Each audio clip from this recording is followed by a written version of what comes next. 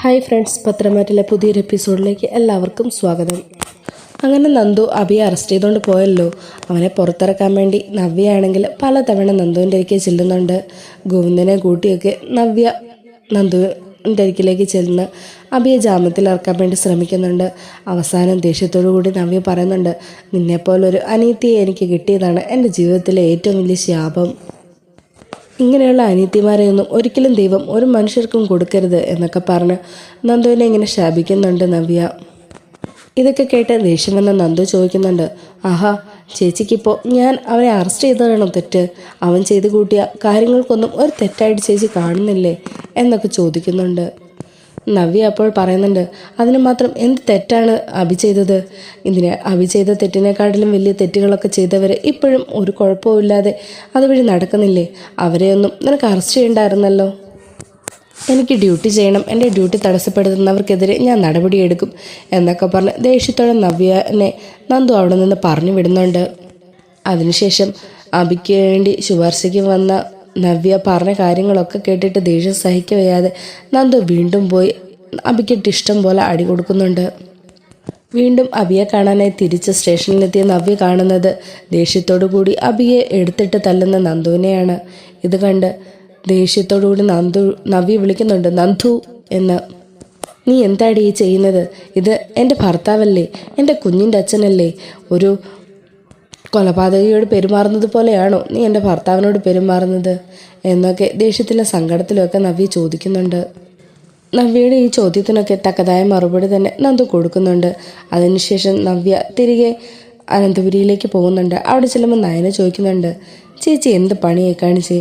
ചേച്ചി എന്തിനാണ് സ്റ്റേഷനിൽ പോയി നന്ദുവുമായിട്ട് വഴക്കിട്ടത്? ഓഹോ, അതിനു മുമ്പ് അവൾ അതെല്ലാം അങ്ങ് പറഞ്ഞറിയിച്ചോ? ഇല്ലടി, എൻ്റെ ഭർത്താവിനെ അറസ്റ്റ് ചെയ്തുകൊണ്ട് പോയെടുത്ത് ഞാൻ പോയി ഒന്നും മിണ്ടാതെ നിൽക്കാം.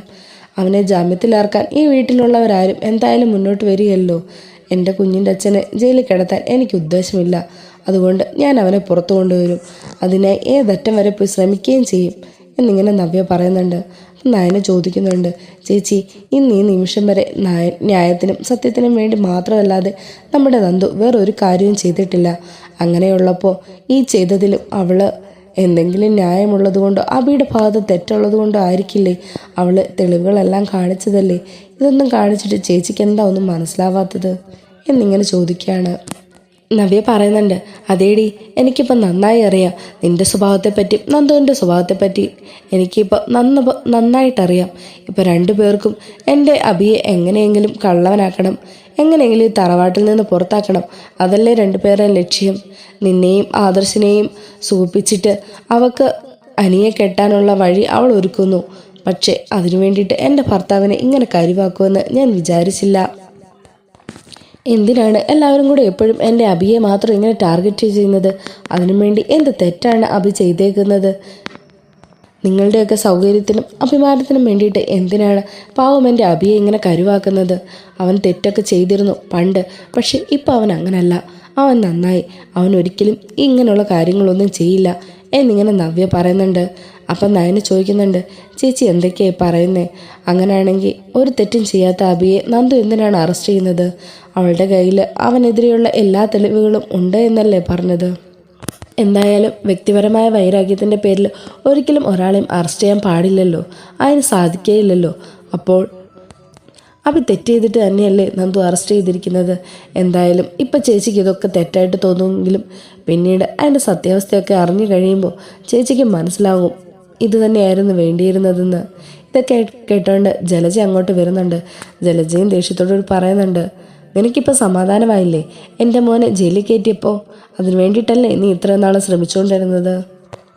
എൻ്റെ കൺമുന്നിൽ വെച്ച് എൻ്റെ മകനെ അറസ്റ്റ് ചെയ്തുകൊണ്ട് പോയത് എനിക്ക് എങ്ങനെ സഹിക്കാൻ പറ്റും? അതുപോലെ തന്നെ അവളുടെ ഭർത്താവിനെ അറസ്റ്റ് ചെയ്തുകൊണ്ട് പോയത് അവൾക്ക് എങ്ങനെ സഹിക്കാൻ പറ്റും? എന്തായാലും നിനക്കൊക്കെ സന്തോഷമായില്ലേ?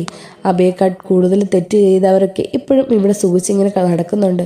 അതിനൊന്നും ആർക്കും ഒരു കുഴപ്പമില്ല. ചെറിയ എന്തെങ്കിലും തെറ്റ് ചെയ്ത എൻ്റെ മകനെ അറസ്റ്റ് ചെയ്തുകൊണ്ട് പോകാനും അവനെ ശിക്ഷിക്കാനും എല്ലാവർക്കും എന്തൊരു ഉത്സാഹമാണ്. ഇതെല്ലാം കേട്ട് നയന പറയുന്നുണ്ട്, എന്തായാലും എനിക്ക് തൽക്കാലം നിങ്ങളോട് രണ്ടുപേരോടും സംസാരിക്കാൻ താല്പര്യമില്ല. അബി തെറ്റ് ചെയ്തിട്ട് അറസ്റ്റ് ചെയ്തിട്ടുണ്ടെങ്കിൽ അബി അതിൻ്റേതായ തെളിവുകളും കാര്യങ്ങളും എല്ലാം നന്ദുവിൻ്റെയിലുണ്ട്. അതുകൊണ്ട് മാത്രമാണ് നന്ദു അബിയെ അറസ്റ്റ് ചെയ്തത്. അങ്ങനെ സങ്കടത്തോടു കൂടി കരഞ്ഞുകൊണ്ട് നവ്യ അവിടെ നിന്ന് കയറി അവളുടെ റൂമിലേക്ക് പോകുന്നുണ്ട്. ഭക്ഷണം കഴിക്കാനോ ഒന്നിനുമായിട്ട് അവൾ പിന്നീട് ഇറങ്ങി താഴേക്ക് വന്നതേയില്ല. അങ്ങനെ അബിയെ അറസ്റ്റ് ചെയ്തതിൻ്റെതും ആരും ജാമ്യത്തിലിറക്കാൻ പോകാത്തതിൻ്റെയൊക്കെ പ്രതിഷേധത്തിലായിട്ട് നവ്യ പട്ടിണി കിടക്കുകയാണ്. കുറേ നേരം നോക്കിയിട്ടും നവ്യ താഴേക്ക് ഇറങ്ങി വരാത്തത് കൊണ്ട് നയനെ ആകെ ഭയന്ന് പോകുന്നുണ്ട്. ഇനി ചേച്ചി എന്തെങ്കിലും അരുതാത്ത ചെയ്ത് കാണുമോ എന്നൊക്കെയുള്ള പേടി നയനയ്ക്കുണ്ട്. നയനെ ചെന്ന് മുത്തശ്ശനോട് പറയുന്നുണ്ട്. അത് പിന്നെ മുത്തശ്ശ, നവ്യേച്ചി ഇതുവരെ ആഹാരമൊന്നും കഴിച്ചിട്ടില്ല. അബിയെ അറസ്റ്റ് ചെയ്തുകൊണ്ട് പോയതിന് ശേഷം ഒരു തുള്ളി വെള്ളം പോലും ചേച്ചി ഇതുവരെ കുടിച്ചിട്ടില്ല. എനിക്കാകെ പേടിയാകുന്നു മുത്തശ്ശ. ചേച്ചി ഇത് രണ്ടും കൽപ്പിച്ചാണെന്നാണ് തോന്നുന്നത്. അപ്പം മുത്തശ്ശൻ പറയുന്നുണ്ട്, അവളിങ്ങനെ ആഹാരം കഴിക്കാതെ പ്രതിഷേധം പ്രകടിപ്പിച്ചിങ്ങനെ നടന്ന എന്തു ചെയ്യും? അബി തെറ്റ് ചെയ്തിട്ടല്ലേ അവനെ അറസ്റ്റ് ചെയ്തത്? വെറുതെ നിൽക്കുന്ന ഒരാളെ ആരും അറസ്റ്റ് ചെയ്തില്ലല്ലോ. അതേപോലെ തെറ്റ് ചെയ്തിട്ടുണ്ടെന്ന് അതിൻ്റെതായ തെളിവുകളും കിട്ടിയതിന് ശേഷമല്ലേ നന്ദു അബിയെ അറസ്റ്റ് ചെയ്തത്. അപ്പോൾ നയന പറയുന്നുണ്ട്, എത്രയൊക്കെ പറഞ്ഞിട്ടും ചേച്ചിക്ക് അതൊന്നും തലയിലോട്ട് കയറുന്നില്ല. മുത്തശ്ശൻ എന്തായാലും ഒന്ന് പറഞ്ഞു നോക്ക്. ഇങ്ങനെ ആഹാരം കഴിക്കാതെയും കുടിക്കാതെ ഇരുന്ന എന്തെങ്കിലും വയ്യാഴിക സംഭവിച്ചാൽ എന്ത് ചെയ്യും എന്നൊക്കെ നയന ഇങ്ങനെ മുത്തശ്ശനോട് പറയുന്നുണ്ട്. അങ്ങനെ മുത്തശ്ശൻ നവ്യയോട് പോയി സംസാരിക്കുന്നുണ്ട്. എന്നാൽ നവ്യ അബിക്ക് വേണ്ടിയിട്ട് മുത്തശ്ശനോട് ഇങ്ങനെ കയർത്ത് സംസാരിക്കുകയാണ്. അവസാനം മുത്തശ്ശൻ ദേഷ്യത്തോടു കൂടി പറയുന്നുണ്ട്, ഇനിയും അബിക്ക് വേണ്ടിയിട്ട് ഇവിടെ നിന്ന് നിങ്ങളുടെ ശബ്ദമുയർന്ന ഇനി നിങ്ങളും ഈ വീട്ടിലുണ്ടാവില്ല, ഇവിടെ നിന്ന് ഇറങ്ങേണ്ടി വരും, ഓർത്തോ എന്നൊക്കെ മുത്തശ്ശൻ ദേഷ്യത്തോടു കൂടി പറയുന്നുണ്ട്.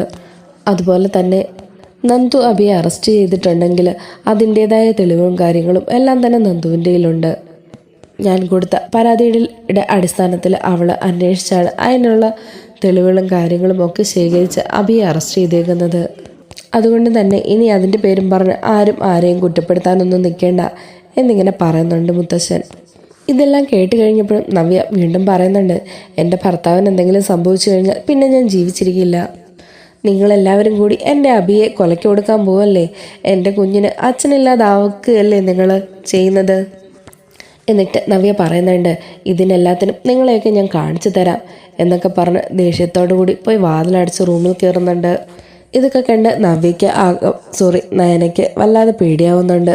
നയന പോയി പറയുന്നുണ്ട്, എനിക്ക് പേടിയാവുന്നുണ്ട് അച്ഛാ. എന്തെങ്കിലുമൊക്കെ തീരുമാനിച്ചാൽ അത് നടപ്പിലാക്കണമെന്നുള്ളൊരു വാശിക്കാരിയാണ് നവ്യേച്ചി. അതുകൊണ്ട് തന്നെ എനിക്ക് വല്ലാണ്ട് പേടിയാകുന്നു മുത്തശ്ശ എന്നും പറഞ്ഞ് നയന പോയി നവ്യയുടെ റൂമിൻ്റെ വാതിൽ തട്ടും കൂട്ടുമൊക്കെ ചെയ്യുന്നുണ്ട്. എന്നാൽ നവ്യ വാതിൽ തുറക്കുന്നുണ്ടായിരുന്നില്ല. അവൾ വാതിലിന് കുറ്റിയിട്ടിരിക്കുകയായിരുന്നു. അതേപോലെ ജീവിതം മടുത്തു, അബി ജയിലിലായി, ഇനി ഇവിടെ ഞാൻ ജീവിക്കേണ്ട എന്നുള്ള ചിന്താഗതിയിൽ ഫാനിലേക്ക് കയറിട്ട് കുരുക്കൊക്കെ ഇട്ട് ഫാനിലും കയറിലും ഒക്കെ നോക്കിക്കൊണ്ട് മാറി തിരിഞ്ഞു നോക്കി അവളങ്ങനെ നിൽക്കുകയാണ്. ഈ സമയത്ത് നയന ചെന്ന് അനിയോട് കാര്യങ്ങളൊക്കെ പറയുന്നുണ്ട്. ചേച്ചി ഇതുവരെ ആഹാരമൊന്നും കഴിച്ചിട്ടുമില്ല, എന്താ ചെയ്യുന്നതെന്ന് അറിയില്ല, റൂമിൽ കയറി വാതിലടച്ചിരിക്കുകയാണ്, എത്ര നേരം തട്ടിയിട്ടും ചേച്ചി തുറക്കുന്നില്ല എന്നിങ്ങനെ പറയുന്നുണ്ട്. അപ്പോൾ അനി ചോദിക്കുന്നുണ്ട്, ഇനി നവ്യേച്ചി എന്തെങ്കിലും അവിവേകം കാണിക്കുമോ ചേച്ചി? ഇത് കേട്ട് നയന പറയുന്നുണ്ട്, അറിയില്ല മോനെ, ചേച്ചിക്ക് വാശി കയറിയ എന്തൊക്കെയാണ് ചെയ്യുന്നതെന്ന് ചേച്ചിക്ക് തന്നെ അറിയില്ല, അതുകൊണ്ട് തന്നെ എനിക്ക് വല്ലാത്തൊരു പേടിയുണ്ട് എന്നിങ്ങനെ നയന പറയാണ്. വീണ്ടും അനിയും നയനയും കൂടെ ഒത്തിരി ചെന്ന് ആ വാതിൽ തട്ടി വിളിക്കുന്നുണ്ടെങ്കിലും ഡോർ തുറക്കുന്നില്ല. അവസാനം അനി വാതിൽ തള്ളി തുറന്ന് അകത്തേക്ക് കയറുന്നുണ്ട്. അങ്ങനെ തള്ളി തുറന്ന് അകത്തേക്ക് കയറുന്ന അനിയും നയനയും കാണുന്നത് ഫാനിൽ കയറൊക്കെ കുരുക്കി അത് കഴുത്തേലേക്ക് ഇടാനായിട്ട് ശ്രമിക്കുന്ന നവ്യനെയാണ്. അങ്ങനെ നയനയും അനിയും കൂടി നവ്യ അതിൽ നിന്ന് പറഞ്ഞ് പിന്തിരിപ്പിക്കുകയും അതിൽ നിന്ന് മാറ്റുകയൊക്കെ ചെയ്യുന്നുണ്ട്. നയന എന്നിട്ട് നവ്യയോട് പറയുന്നുണ്ട്, ചേച്ചി എന്ത് പണിയായി കാണിക്കുന്നേ? നന്ദു ഒരിക്കലും ഒരു കാരണവും ഇല്ലാതെ ആരെ അറസ്റ്റ് ചെയ്യുകയില്ല, ശിക്ഷിക്കുകയില്ല. ന്യായമായ രീതിയിലും നിയമത്തിൻ്റെ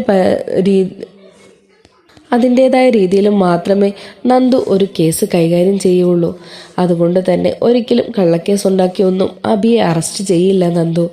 ഈ അബി ചെയ്ത തെറ്റുകളുടെ വ്യാപ്തി എന്താണെന്നും അവൻ ചെയ്ത എല്ലാ കാര്യങ്ങളും അറിയുകയാണെങ്കിൽ ചേച്ചി ഒരിക്കലും അബിയുടെ ഭാര്യയായിട്ട് ജീവിക്കില്ല.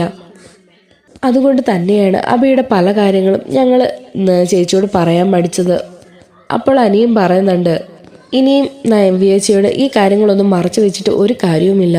സ്വന്തം ജീവന് തന്നെ ഭീഷണിയായിട്ടാണ് നവ്യേച്ചി ഇപ്പോൾ നിൽക്കുന്നത്. അതുകൊണ്ട് ഇനിയെങ്കിലും സത്യങ്ങളൊക്കെ തുറന്നു പറ നയനേച്ചി എന്നിങ്ങനെ പറയുന്നുണ്ട്. അനിയുടെ സംസാരം കേട്ട് നയന നവ്യയോട് പറയുന്നുണ്ട്, അത് ചേച്ചി, ഞാൻ പറയാം ഇനി ചേച്ചിയോട് എല്ലാ കാര്യങ്ങളും. നിങ്ങളുടെ എല്ലാവരെയും കുറ്റപ്പെടുത്തലുകളും കേട്ട് തല താഴ്ത്തി നിൽക്കുന്നുണ്ടല്ലോ ആദർശേട്ടൻ. അത് എന്തിനാണെന്ന് നിങ്ങൾക്ക് ആർക്കെങ്കിലും അറിയുമോ? ചേച്ചി ഇന്നേ വരെ ചിന്തിച്ചിട്ടുണ്ടോ? ആദർശേട്ടൻ്റെ കുഞ്ഞാണെന്നും പറഞ്ഞ് ഇവിടെ കൊണ്ടുവന്നിരിക്കുന്ന ചന്തുമോളില്ലേ, അത് ആദർശേട്ടൻ്റെ കുഞ്ഞല്ല, അത് അബിയുടെ കുഞ്ഞാണ്.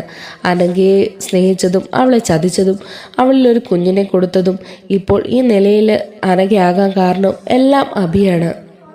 അതുമാത്രമല്ല ചേച്ചി, പാമ്പുപിടുത്തക്കാരനെ കൊണ്ടുവന്ന് ആ പാമ്പിനെ ഇവിടെ കൊണ്ടുവന്ന് ആ കൂടയിൽ വെച്ചതും അബി തന്നെയാണ്.